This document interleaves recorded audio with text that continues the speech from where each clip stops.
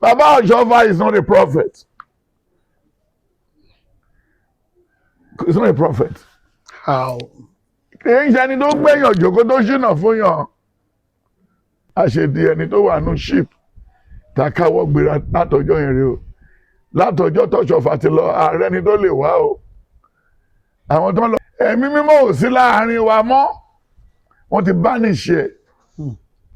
Àwọn obìnrin ló pín pé iná pín posting olùṣọ́ àgùntàn ń sìn. Ìyàwó ọmọ bí iná ló wà in charge. Tó bá ti lè go through ẹ̀. Sẹ̀lẹ̀ could have been a very unique church.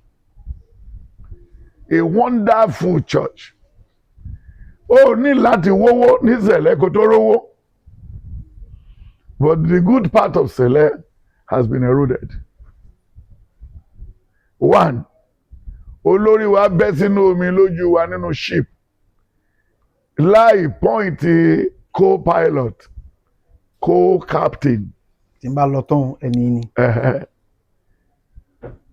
So then báwo la ṣe fẹ́ ti ọkọ̀ délé? Báwo la ṣe fẹ́ mórí délé láyọ̀?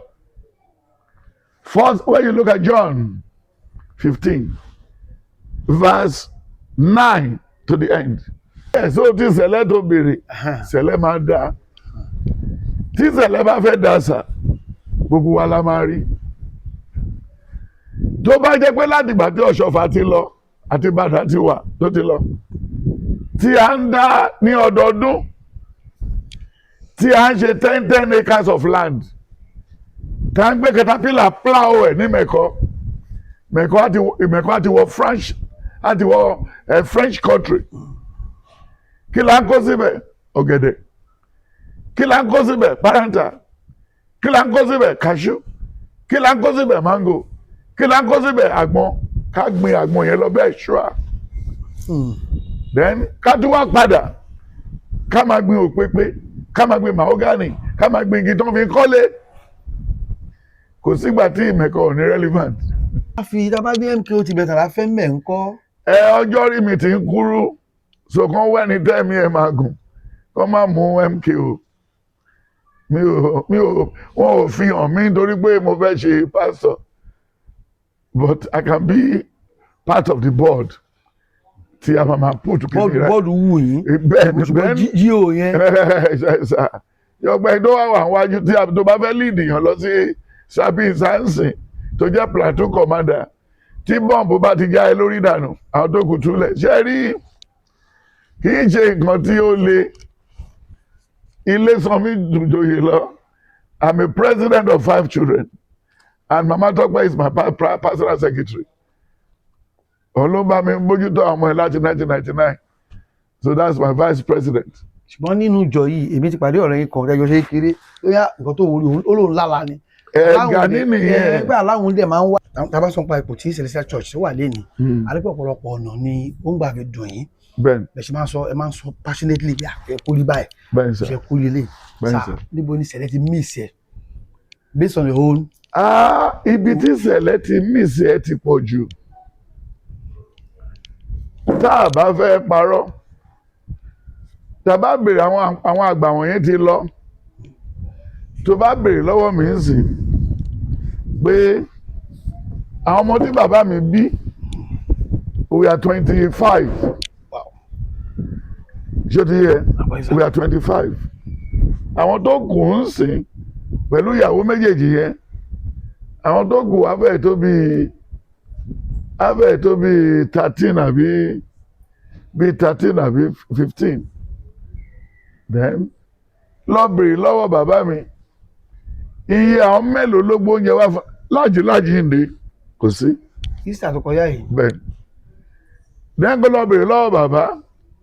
Iye àwọn ọmọ tó mú owó wá fún lóṣooṣù kò sí. Then kí ló dé tó fi rí bẹ́ẹ̀? Psalm 11 verse 3. Ilé olórogún ọgbà wèrè ni. Ọgbà bo? Wèrè. Ọgbà wèrè. Ìyàwó mélòó l'Oscoffa fẹ́? Ọmọ mélòó l'Oscoffa bí? Ọjọ́ mélòó ọjọ́ wo ni Oscoffa mọ́mọ́ dání tó fọwọ́ dì mú tó mú lọ sí school? ẹni tó bá bá pàdé ń bẹ̀ kó sọ fún wa. kò wáyé rí sà. Celestial worldwide wò wọ́n worldwide o. ṣùgbọ́n kárí ayé ni wọ́n wà sá. irọ́ àwọn sẹ̀lẹ̀ tó wà ní London, àwọn ọmọ bàdà, àwọn ọmọ ajálẹ̀kòkò tí wọ́n ti fìwé gba visa fún wọn tẹ́lẹ̀ ìwé tẹ́lẹ̀ yìí, àwọn ló wà lẹ́dward parish tí wọ́n ń jà lójoojúmọ́ bí bàbá wọn ṣe ń jà lẹ́kọ̀ọ́, àwọn ló wà ní kólabọ́ọ̀lì, àwọn ló wà ní ìrìàgà, àwọn ló wà káàkiri. Òyìnbó tó bá dẹ̀ wọ̀ àárín wọn, wọ́n máa fokó lé káàkiri bí ẹni pé wọ́n fẹ́ gẹṣin, wọ́n fẹ́ fi gbàwé, àgbà tó bá tún lé jáde. Is it worldwide? Is it worldwide with that? Then níbo lẹ̀sìn tiẹ̀ ti wá? Àwọn òyìnbó yìí ló fẹ̀sìn ránṣẹ́ sí wa, ìgbàdá bá tún gbẹ̀sìn padà lọ bá wọn. Ká máa sọ fún òyìnbó pé lọ́jọ́ agbára tó wá ní what are you talking? Tí ọ̀ṣọ́ dòrò tá a sọjọ́ bímọ kalẹ̀, ìyẹn lè ní bí i get glimpse of the sun ló ṣẹlẹ̀ tá a mọ̀. Then tó bá wà àwọn olùṣọ́ àgùntàn wọ̀nyí, mo rántí gbà tí 1999 àwọn olùṣọ́ àgùntàn ṣẹlẹ̀ gbogbo wọn dá ọgbọ́n àti máa ra pọ́ọ̀sì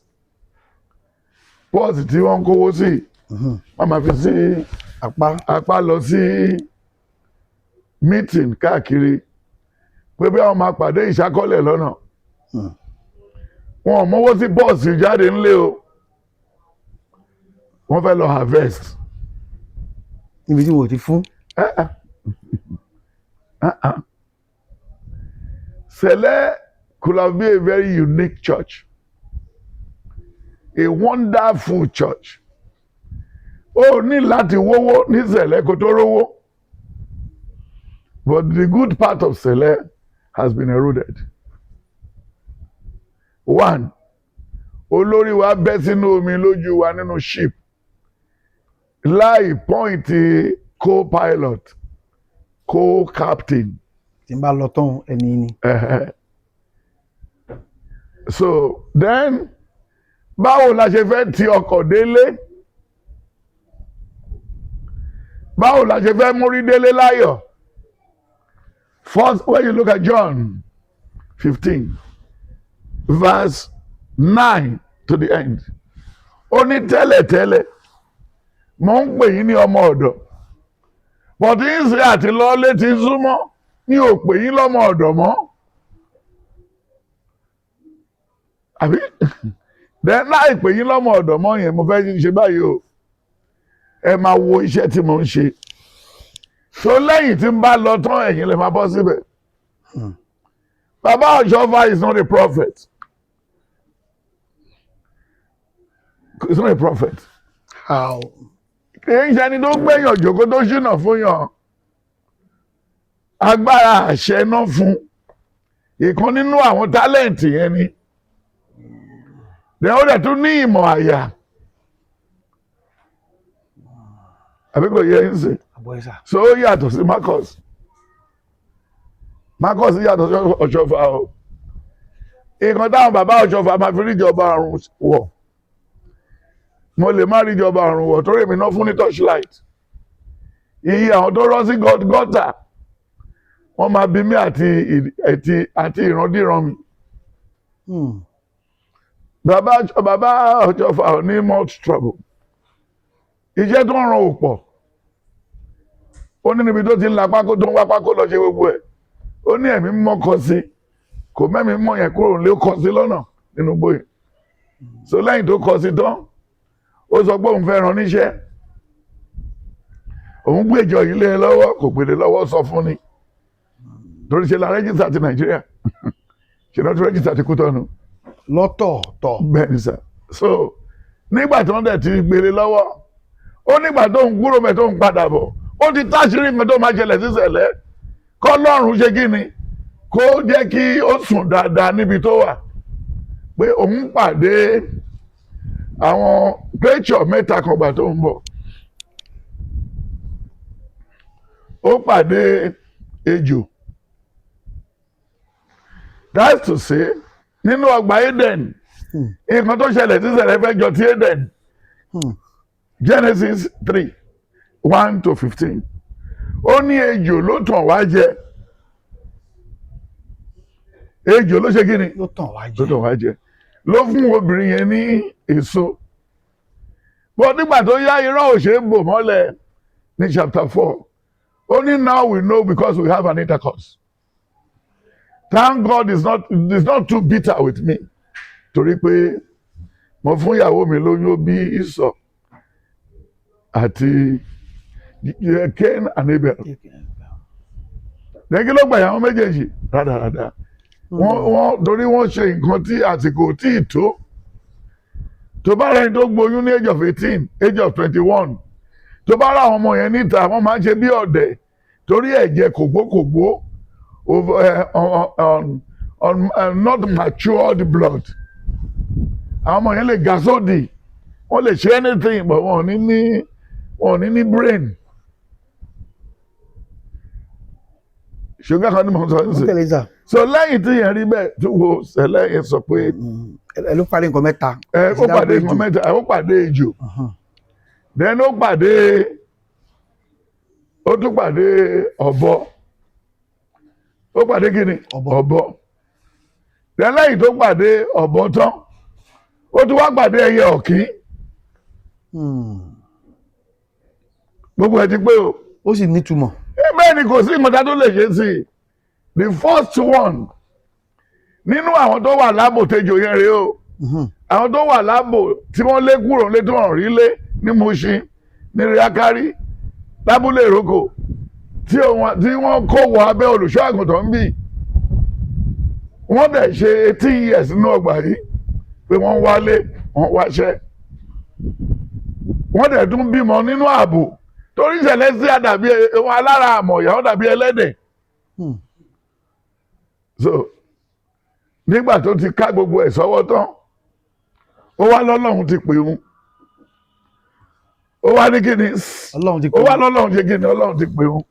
When you look at it, àwọn yìí lálárekereke lejò àkọ́kọ́. Nínú àwọn ejò yìí ni bàbá Núnáyán.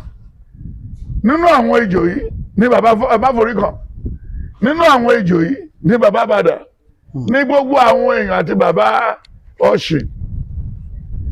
Torí bàbá Ọ̀ṣì ò mọ left from right ẹ̀. Ó dẹ̀ fẹ́ ṣàlàgbà.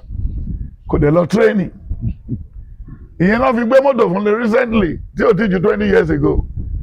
Wọ́n gbé speaker sórí ẹ̀. But speaker ò sí lórí mọ́tò ti Bàdà. Speaker ò sí lórí ti Àjọṣẹ̀. Speaker tó ra àwọn yẹn kàwé. Yóò ti ráre kéréke. Then lẹ́yìn yẹn, àwọn yìí dẹ̀ wá sọ ń sì pé Olúwa pè wọ́n. Wọ́n wá forí lé Kétu. Wọ́n forí lé Makoko. A fẹ́ rí bàbá Oscoffa. Kí lẹ fẹ́ rí bàbá Oscoffa fún? Olóhùn ti ní pè. Olóhùn ti gbọ́ ìpè.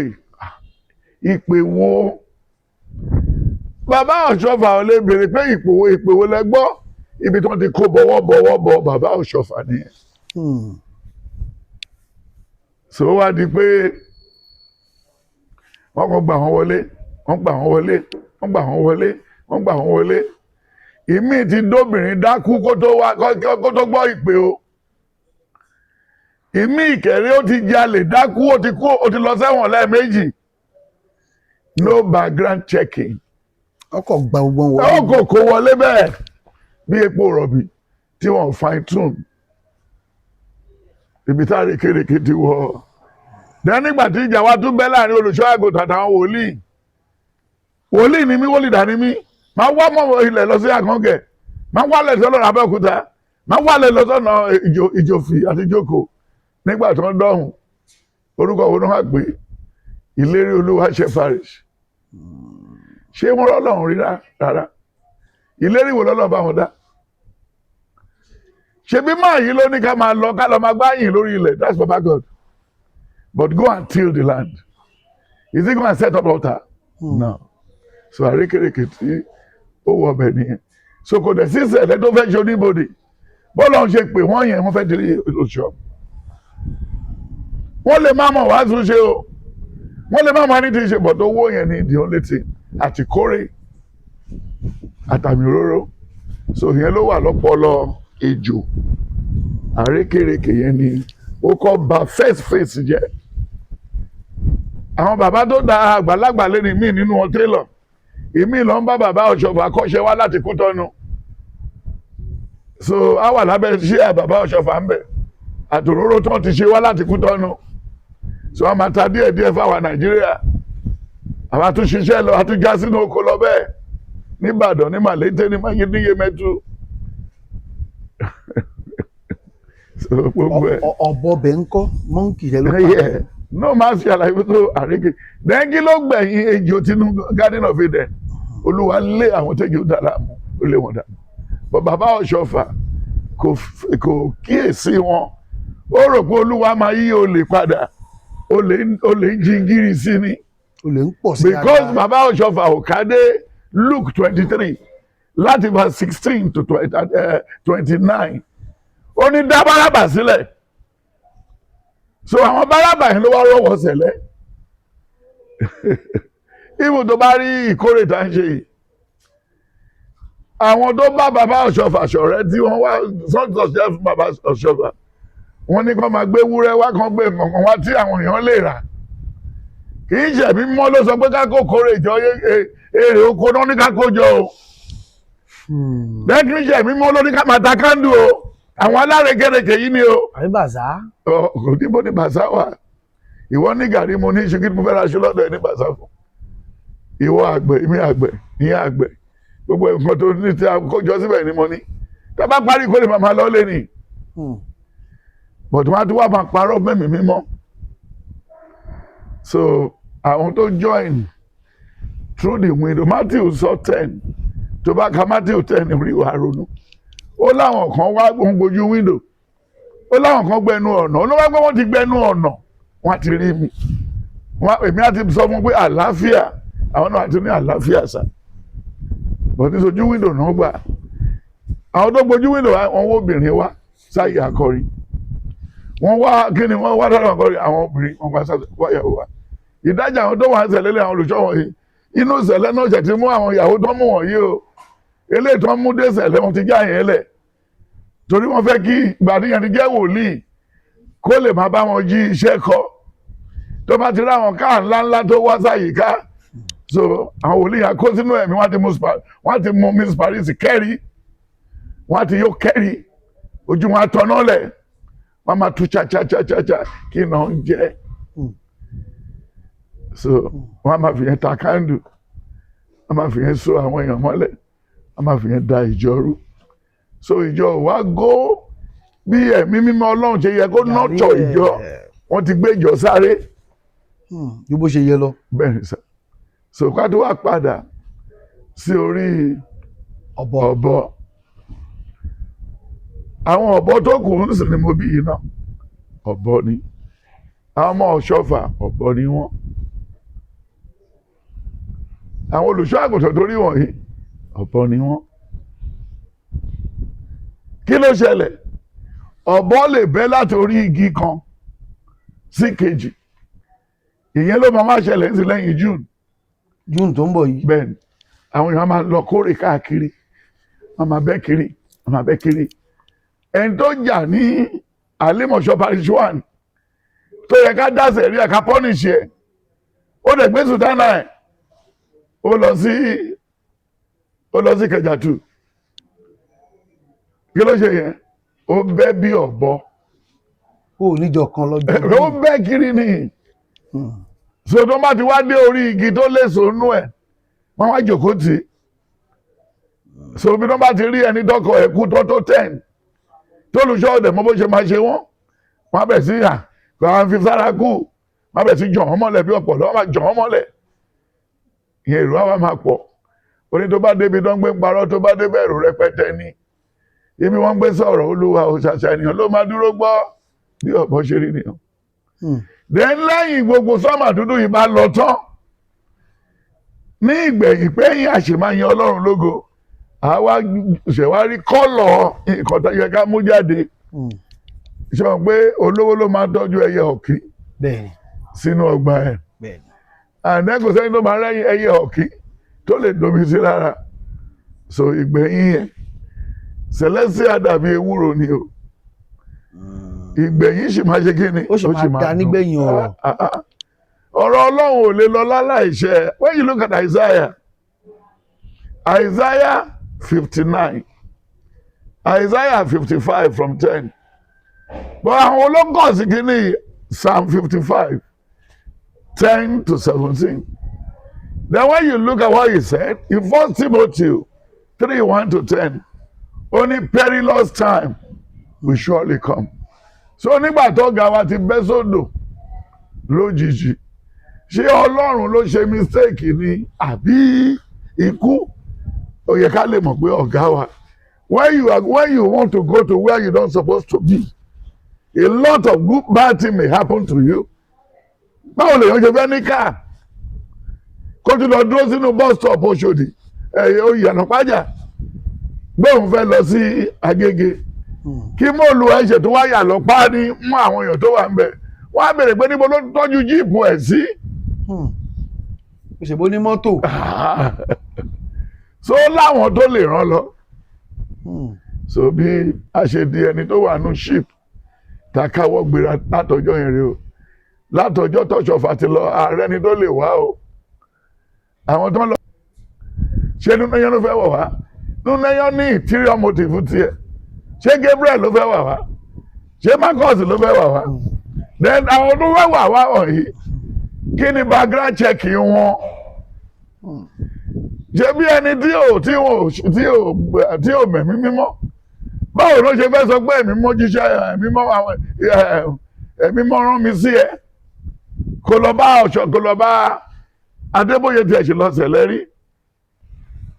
Báwo ló ṣe lè lọ bá kò lọ sí ọ̀dọ̀ Emir of Kano kò ní ẹ̀mí mọ́rán ẹ sí? Wrong person nìyẹn. Ó lè gbọ́ náà tó lọ́ bá a lójú. Irọ́ kò lè gbọ́ torí kò ráyè. Kò ráyè. Ẹ̀mí mọ́ kì í ṣe mistake bẹ́ẹ̀ o kàn fẹ́ mọ́ ni. Ẹ̀mí mọ́ kì í ṣe nǹkan tó ń wọ́n lẹ̀ kò ń pẹ́ yọra ẹ̀ kúrò nù kan tí ò dáa. Tó bá wo nígbà tó fẹ́ yan the 70 evangelist nígbà tí àna Mósè tó kó bá Mósè ní Numbers, ó ní àwọn méjì tó wà nínú àbà, ó lẹ́mìí mímọ́ lọ bá wọn bẹ̀, ó fìlì wọn. Ṣé yẹ? Wọ́n gba ẹ̀mí mímọ́ lẹ́sẹ̀kẹsẹ̀.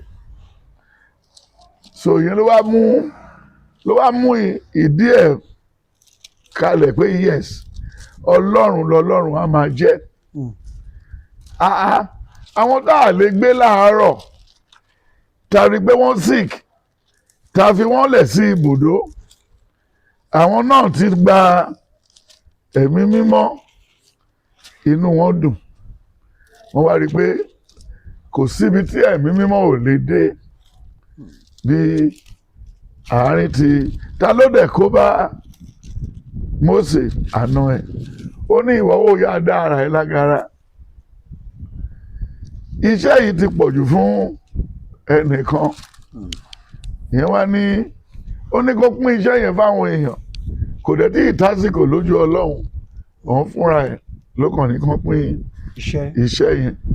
So that's the problem, and that's what we have to face now, because ó sọ nínú ìwé Numbers 22 láti 14 ó sọ̀rọ̀ nípa kẹ̀tẹ̀kẹ̀tẹ̀ Bálámù bí ẹ̀mí mímọ́ ṣe kí ni ó ṣe dúró sọ́nà dé. But ń sìn ẹ̀mí mímọ́ ò sí láàárín wa mọ́, wọ́n ti banish ẹ̀. Àwọn obìnrin ló pín posting olùṣọ́ àgùntàn ń sìn. Ìyàwó ọmọ bí iná ló wà in charge tó bá ti lè go through ẹ̀. Then tó wá wò ó ń ṣe ló náà dàmí òróró. Then kí láǹfì àrùn òróró ṣe. Then nǹkan kejì tó bà ayé wa jẹ́ ń sìn nìyẹn. Ṣẹlẹ̀ ò lè bàjẹ́ o. Ṣùgbọ́n àwọn tó wà nínú. A máa bàjẹ́, a máa kú dànù. Àwọn tó máa túnṣe máa dé, ṣùgbọ́n ó yàgbẹ́ sínú ọkọ̀ náà. Bọ̀ nígbà tí àjàkálẹ̀ àrùn mú wọn, òun ló délẹ̀ yìí. 78 notable people ní o bọ́ àwọn olùṣọ́ àgùntàn kéréje káàkiri yẹn àwọn tó ti kú sí máa ti fẹ́ tó bí 80 of high blood pressure, heart attack, diabetes, heart failure, ọ̀kadà failure, then wọ́n dẹ̀ ní venerable sílé ikú pa wọn.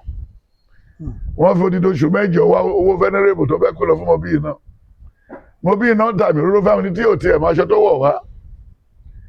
Òun ló kọ̀ sí wàhálà ní mẹ́kọ́ tó wà lẹ́yìn sí.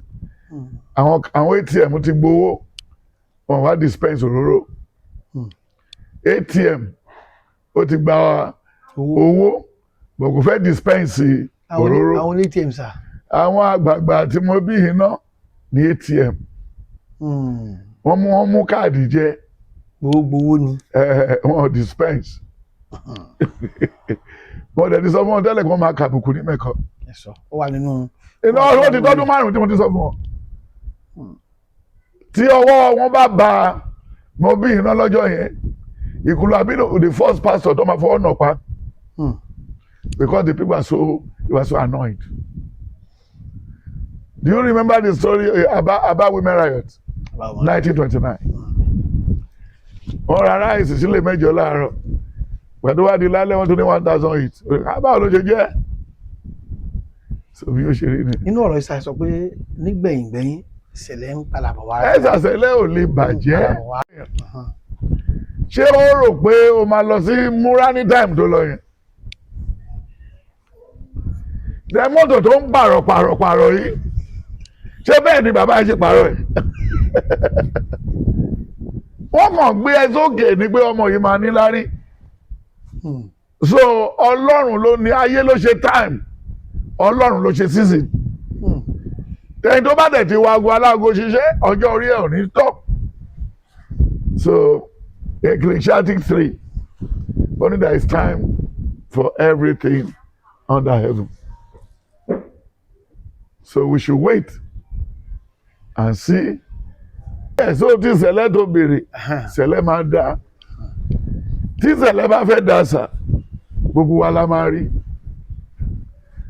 Tó bá jẹ́ pé láti ìgbà tí Ọ̀ṣọ́fà ti lọ àti Ìbàdàn ti wà tó ti lọ, tí a ń dá ní ọdọọdún, tí a ń ṣe 10 acres of land, tí a ń gbé caterpillar plow ẹ̀ ní Mẹ̀kọ́ àti wọ French country. Kí la ń kó síbẹ̀? Ọ̀gẹ̀dẹ̀. Kí la ń kó síbẹ̀? Paranta.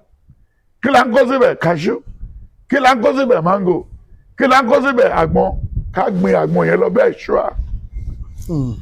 Then ká tún wá padà. Ká máa gbin òpépé.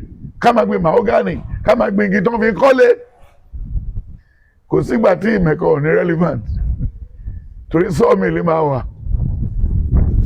Wọ́n ti ń fi àgbọn, wọ́n ti fi ń ṣe òróró, wọ́n ti ń fi ẹ̀yìn àgbọn, wọ́n ti fi ń ṣe tiles dánlẹ̀ mọ́lẹ̀ yìí, wọ́n ti fi ń ṣe. So everybody àwa wà busy. Gbogbo parishes inú wa dùn àti dáwó. Then iye àwọn tó máa ṣiṣẹ́ ní ìṣẹ̀lẹ̀ ńkọ́. Then a ti gbé fún Chinese and everything. Àti ní housing scheme. Àti ní helicopter base or choppers.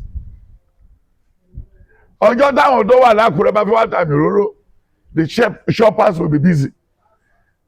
Gbogbo 300 shoppers tó wà ń bẹ̀. Kò bí dandan kí n ṣe nǹkan tó pọ̀ tẹ́pẹ́tẹ́, wọ́n máa gbé wọn lọ gbé wọn padà. Wọ́n máa gbé wọn lọ gbé wọn padà. So wọ́n wá dàbí Vatican.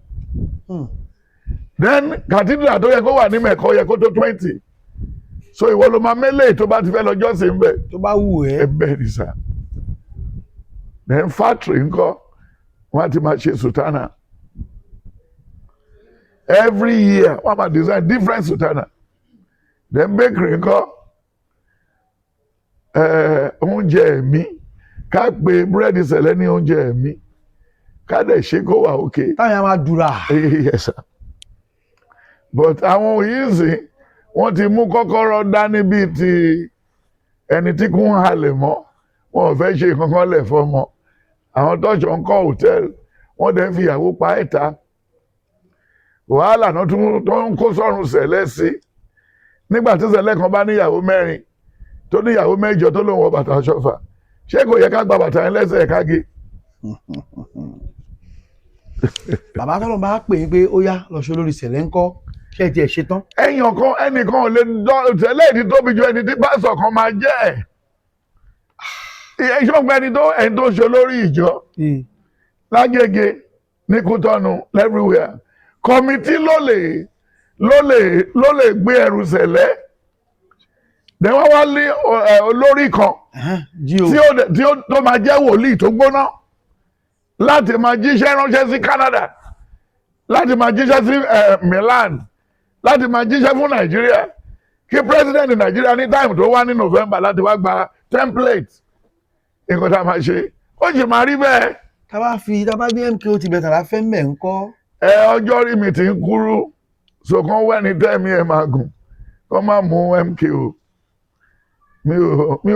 wọn ò fi hàn mí nítorí pé mo fẹ́ ṣe pastor but I can be part of the board tí a máa put kìnìún rẹ. bọ́ọ̀dù wù yín. bẹ́ẹ̀ni jíò yẹn. yọgbẹ́ tó wà wà wájú tí a tó bá fẹ́ lead yàn lọ sí sabi sansin tó jẹ́ platoon commander tí bọ́ǹbù bá ti já ẹ lórí dànù àwọn tó kù túlẹ̀ ṣe rí kì í ṣe nǹkan tí ó le ilé sanmi dùjòyè lọ. I'm a president of 5 children and Mama Tokpe is my personal secretary. Olóńgbà mi mójútó àwọn ọmọ ẹ láti 1999 so that's my vice president. ṣùgbọ́n nínú ìjọ yìí èmi ti pàdé ọ̀rẹ́ yín kan ẹjọ́ ṣe kéré ó yá nǹkan tó wọlé olóhùn lála ni. Gani nìyẹn ẹgbẹ́ aláwọn dẹ̀ máa ń wá Gani Salami nìyẹn ọkùnrin yìí. ní táìmù tí mo ti kéré nìyẹn táìmù tí mo ti kéré nìyẹn àtijọ́ jáde rí tó ń jíṣẹ́ ẹ̀ mi ò mọ̀wé iṣẹ́ yẹn kúrò mẹ́ mi ò jẹ́ kó lé mi léré ó ní ẹni tó bá lóun fẹ́ fi ẹyẹlé máa jẹ sàláàdì tóun bá dàgbà àwọn ẹyẹlé pàápàá àwọn plot ẹ̀ dẹ́gbó máa. bàbá ṣe kò wù yín ni ipò jí ó dáa. ẹ̀sà kò sí Adébóyè ni ewòye dípò. ẹ̀sà kò sí nǹkan tó fẹ́ fi ṣe fẹ́mi náà ti dá church ilẹ̀ mi tẹ́lẹ̀ I'm the general overseer of TSCC Trinity Saint Church of Christ. I'm the founder. I'm the GO. Is it registered? All in under Nigeria, everything. Operated about 3 years. Bọ́lá ló wà sá. But the Lord said go back to Celestial. Mo lọ bẹ̀rù àrùn bẹ̀rù. Màá ṣe ẹlẹ́ṣẹ̀ máa pa ẹ̀ o. Yorùbá nígbà tí lásìdẹ̀ẹ̀nì tẹ́lẹ̀. Ọlọ́run sọ bẹ́ẹ̀. Wàá yára ń sìn. Ògo yìí o, ibi ló máa ti lò. Allah wow. So mo dẹ̀ dúró bẹ́ẹ̀. Ṣé òrógo náà ń sìn? Ṣé ògo kọ́ làwọn lè? So olùṣọ́ àgùntàn ló fẹ́ ní kí n lọ jòkó ń sìn. Ta ló fẹ́ wọnú ọgbà yìí tó máa lóhùn rọ́ lọ́hùn? Lẹ́nu ọjọ́ mẹ́ta igi tó travel lọ. Ajá mi tó wà ń bì ṣé ó ń gbọ́ mi? Àgbẹ̀sà. Ajá tó wà ń bì ó lásìdẹ̀ǹdì ọ̀kadà gbà tó fẹ́ fònà. Ẹsẹ̀ ẹ̀ kán òun ṣe dolódoló báyìí. Mi ò lè ṣiṣẹ́ for 3 days. Ajá. Yes, ó ká mi lára. Wọ́n á ní kán lọ sí Ìkẹjà kán lọ wábi tó ti ń tọ́jú ẹ̀ veterinary doctor. Wọ́n wà lọ títí kò sí Nàìjíríà o. Bóyá wà ní kò yí o bọ̀tá àrílérí àwa yìí. Àwọn tá a rí bí wọ́n ní kí n gbé wá kán pàjẹ́ bẹ́ẹ̀. Ajá tó ti lásìlẹ̀ tó ṣèṣe tó yìí. Bẹ́ẹ̀ bá tiẹ̀ máa jẹ́ ẹjẹ́ kó wà in good condition. So mo wá gbé ajá yẹn sí abẹ́ bí car park yẹn. Ara ní ó ká mi lára mo ń fi fẹ́ǹsì panadol lẹ́nu mo ń ṣe gbogbo ẹ̀. Tọ́jú ẹ̀ fúnra yín. Ẹ̀mí yẹn dẹ̀ sọ fún mi ó ní máa lọ sí ìrìn àjò ẹ̀. Lọ́wọ́ ò ní ṣe. Tí o bá máa dé má ti bá ṣe ẹsẹ̀ yẹn. Ẹ̀mí mọ́tò ẹsẹ̀ yẹn o ajá yẹn ti rìn o. Ṣé white gíga báyìí? Bẹ́ẹ̀ni olórin. Mo rí lánàá. So mo wá sọ fáwọn ọmọ ọjọ́ tó ń dìtẹ̀ tó ń wálé láti gbélé láìṣà láti ráyè báyàwó wọn sínú yàrá. Ṣé nǹkan tẹ wá bí wá ṣe nìyẹn? Transit lẹ́wà. Then maintain it as a transit limit and go back to where you come from. Ṣé àkọ́bí ẹ lè wà nílé kéwú fọ́jọ́ mẹ́ta kó má wà ní ṣé ó má gbà? Then ṣé àkọ́bí mi lè lọ wá ṣàbò ní Yàkóyó? Ṣé àkọ́bí mi ṣé wọ́n lè ní mọ́mì Tọ́pẹ́ dé sí Nàìjíríà ń sìn? Wọ́n ló lọ sórí òkè Àgélú, orí òkè Ẹdẹ́wálé, orí òkè Bọ́lúgi, àbúyá lọ sórí òkè Ilé Kẹrin ìdákọ́mbì. because we have 4 story here, we have 3 story here, we have 2 story here, all the stories are there. Eléyìí tó bá fẹ́ gùn bẹ̀ kó gùn. Olórí burúkú èèyàn ló ń lo gorí òkè. Orí òkè tó ṣe ló ń gbàdúrà. Lórí burúkú Bíbélì sọ wíwá pé ní tó bá kẹlẹ̀ kan ó ní ká má lọ sórí òkè. ẹ ó lóun ò sí ń bẹ̀. Bàbá. Jìbìtì ní sáà kò sí ìjọ tí ò ní Jésù yìí náà òní mọ́sálásí ìsàn ń lo aládùúgbò à ń gbà ń bẹ̀. stomach infrastructure làwọn ọ̀hún yẹn. Téjò bá ṣọ́ mi kọ́ kí ló fẹ́ ṣe. Wọ́n máa ń palẹ̀ màláìka ń bẹ̀. Màlẹ́kà kankan ò sí. Ẹ̀rọ tí màlẹ́kà ti mo ṣe tó ń di omi sí wọn nínú láyé ọjọ́ yẹn tó ń lóyún kíákíá tí gbogbo wọn ní jù tí ìdajì fẹ́fẹ́ parẹ́. Kò sí màlẹ́kà ń bì kankan. Even tó bá wo John 8, John 8, John 4, John 8, John 6, then John 9, then John 16. Ó lé mi ní ọ̀nà 14, 1 to 5. Ó lé mi ní ọ̀nà òtítọ́ àti iyì. Gbogbo òjò làwọn òtítọ́ lọ àbó òtítọ́ ń bẹ̀ mọ́. So kò sí màlẹ́kà mi kankan. Ẹni tó bá ẹríṣẹ́ ní Ìkẹjà tó take pain tó jọ ṣe ràn tó wá pè é pé wọ́n ti ń gbà àyàn. Ó ní màlẹ́kà ẹ̀ o. Psalm 89 verse 16, 17, 18. Ṣùgbọ́n kọ́tà àwọn ni pé wọ́n lóòótọ́ wà ń bí. Ẹ̀sà má gbọ́. Wọ́n lóòótọ́ wà ń bí torí ẹ̀ní àṣírí ọmọ ọjọ́ rẹpẹtẹ. Ní àti ẹ̀lẹ́ ọmọdé wọ́n kọ nóòtì lé mi lọ́wọ́ mi oúnjẹ àwọn Adébóyè Ìbàdàn Abíára àti Mountain of Fire. Wọ́n kọ nóòtì lé mi lọ́wọ́ pé mọ́mọ́ ọjọ́ kan wá síjọba àrùn. Ẹ̀rọ̀dì kan tó sọ ní Luke 5 verse 8 to 13. Ó ní nígbà tí wọ́n kó àkópọ̀ ọjọ́ ẹja yẹn tán. Ó ní Jésù ní kó mójú kúrò ńbẹ̀ wọ́n kọjá síbí. Pé láti èní lọ ẹ ó máa mú èèyàn. Wọn ò jẹ́ ẹnu ẹja yẹn o. Lẹ́gẹ̀sì lélẹ́yìí sá kì í ṣe fún ọmọ kì í ṣe fẹ́ bí o. Ibi. Ẹgbẹ́ yìí sá. So God bless you then. Tó bá wo ìrìn-àjò ṣẹlẹ̀ àti bó ṣe sọ lẹ́ẹ̀kan yẹn. Ó ní Ọlọ́run ń bọ̀ láàrin wa o. Ó ń bọ̀. Bí akọni ẹlẹ́yìn lè ó ń bọ̀ ó dẹ̀rù bọ̀. Because Proverbs 16, then Isaiah 3, 10, 11. Then ó dẹ̀ tún sọ nínú ìwé Psalm 49. Then ó tún sọ nínú ìwé Jeremiah 17. Then ó tún wá parí ẹ̀ ní Jeremiah tó ti tún parí ẹ̀ pé ká má bọ́dà o 29 from 8. Ó ní ká lọ lálàáfíà. Wọ́n padà bá ti ń parọ́, ó parọ́ fún mi, ó ń parọ́ fún ọmọ làkejì ẹ̀. How do you go from there? So irọ́ ṣì máa kúrò ńlẹ̀ kálàáfíà tó wá jọba. Ká lọ fọkàn balẹ̀. Ká fọkàn balẹ̀.